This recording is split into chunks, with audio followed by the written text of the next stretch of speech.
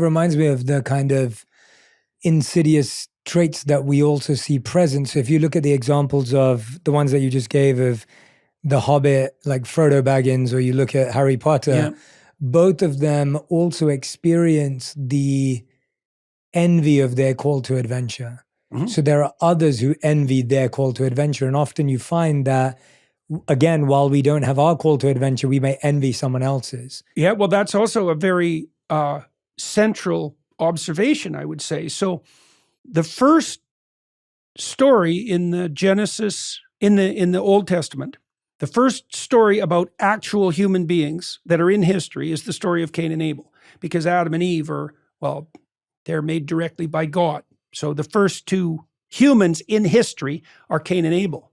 It's a story of resentment and envy, right? And it's exactly what you just laid out, is that Abel aims up and makes the proper sacrifices, right? Say in the Abrahamic sense.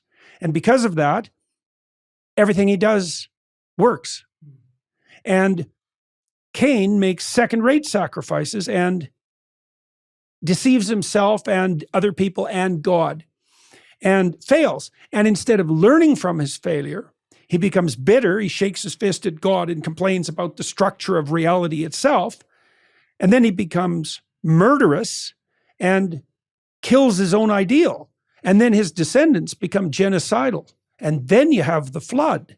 It's like, so that's another of the consequences, let's say, of non-existent adventure or false adventure, is those who took the adventurous path become the targets of envy. There's destruction that's then aimed at them, and that can propagate so widely through a society that it does itself in. And that's happened over and over in human history. Yeah, it's brutal. And it's so terrifying that that's you could argue that Cain versus Abel narrative is in many ways the fundamental narrative of, what would you say? It's the fundamental battle of the most likely attitudes of each individual, right? You can maintain faith and courage. You can make the proper sacrifices. You can aim up. You can be a benefit to yourself and others, or you can hold back what's best. You can try to manipulate the system. You can degenerate into bitterness and envy and then look the hell out.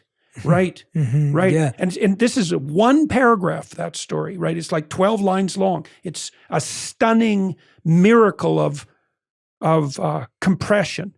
Yeah. Yeah. How does one transform that if one is experiencing envy of another's call to adventure, or envy of another one's path or success or reward from God, the universe, wherever it's coming from? How does one transform, purify, and rid themselves of that envy? What does one do with envy? Well, there are part of what has historically constituted religious practice is an answer to that question. So the first would be, you could practice gratitude, and you could make the case that if you're not screaming in agony because you're on fire right now, you have lots of things to be fortunate about. And people who have passed through extremely harrowing experiences, they often learn that. It's like, oh, the sorts of things that I thought were terrible are almost negligible. And there's so many good things happening to me all the time around me that are invisible to me,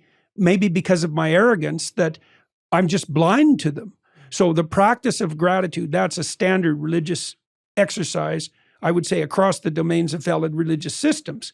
What else? Humility. So the thing about that, one of the things that distinguishes Cain from Abel is that when Cain fails, he thinks it's God's fault or society or other people, or it's externalized blame. When Abel fails, he learns. And that's the proper sacrificial attitude, because so for example, if you're a man and you're getting nowhere with women, it's very easy for you to become extremely hostile to women, which is not going to help you out much, generally speaking, in the relationship market. And you can certainly understand why that might be, because if you've had 50 encounters with women you're attracted to, and every single one of them resulted in maybe not only rejection, but contemptuous rejection, you can certainly understand why you might conclude from that there's something seriously wrong with women. But you could flip that and you could presume that by definition, if you're failing in that regard, there's some changes that should be made, and it really does depend on your initial stance with regard to the situation. One of the things that comes through very clearly with regards to the upward aiming Israelites, they're not all upward aiming, but the upward aiming ones in the Old Testament, is whenever a cataclysm visits them, they assume it's their fault. And that's a hell of a thing to take onto yourself, right? It's, if I'm failing, it's my fault. And you can certainly understand why that's difficult, because a certain amount of misery seems to visit people arbitrarily. But there's almost no failure, regardless of how arbitrary, that you can't learn from. And there isn't anything better that you can do with failure, no matter how unjust, than to learn from it. And so as a general attitude, how did I go wrong here is a hyper useful existential stance, right? And it's also a bulwark against hopelessness, because, even if it was 95% situational and 5% you, if you adjusted that 5%, maybe that'd be enough so that the next time that situation arises, you'd come out on the positive side of it. And you're also not a torment to other people then, because your general question is, how am I insufficient? And that also gives you something to do, because, man, trying to rectify your own insufficiency, that'll keep you busy for the rest of your life. And that's a good thing, right? That's a meaningful pursuit. And you will experience it that way.